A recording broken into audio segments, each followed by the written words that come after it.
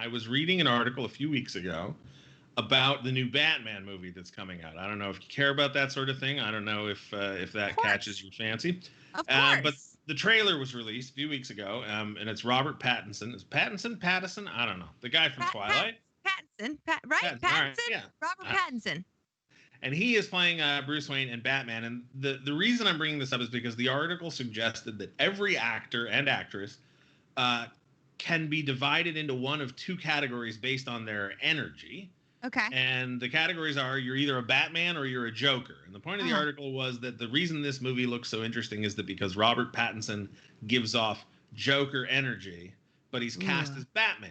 So it's sort of a weird like flip on the character. And I started thinking, and the article goes on to list all of these famous different actors that have different energies. So and so is a Batman, so and so is a Joker, et cetera. It's an interesting read. But then I started thinking about hockey players, and I started thinking whether or not you could divide hockey players into those two sorts of categories. So, for example, I would say Anze Kopitar, very much a Batman. Batman, hands down, for sure. Right? Like, I think so. Right, there you go. Gives off the same vibe. Whereas a Drew Doughty, very much a Joker, right? He's an improviser. He's artistic, a little chaotic. He likes to laugh. The same laugh too, I think. Yeah, yes, exactly. Right, so you got it.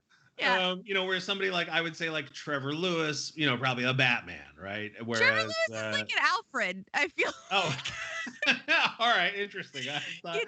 That's a new wrinkle, yeah. I'm sorry, throwing a wrench in there. No, that's fine. That's great. That's why I brought it up. And of course, the problem is that this theory, I was thinking about all these different players, right? Crosby's a Batman, Ovechkin's a Joker, et cetera, et cetera. Sure. But it only applies to skaters because, of course, every goalie is Bane. Because no one cared who I was till I put on the mask. So anyway, that's it. That's my. Bravo, Jesse. So all of that is prelude to this week's Would You Rather, which is would you rather be a Batman or a Joker?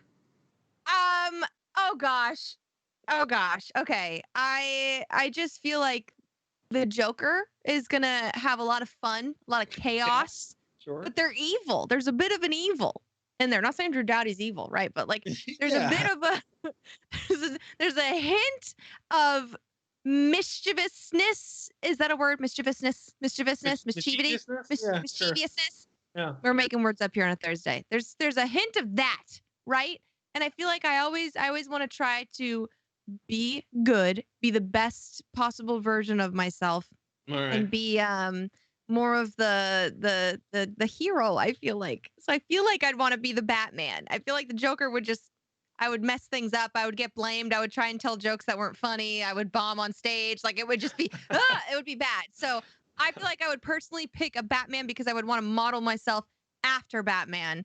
Jesse, what about you?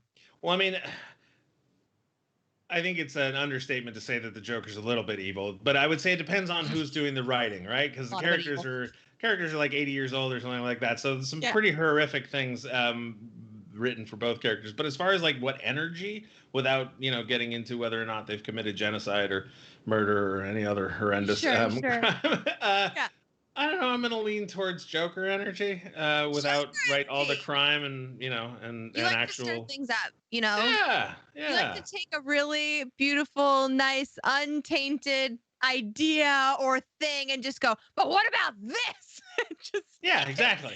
Yeah, exactly. Joker or the energy. The scene in Batman from 1989 where they break into the art museum and they're Whoa! Spoiler alert. Actually, I wouldn't do that because I don't like to. Anyway.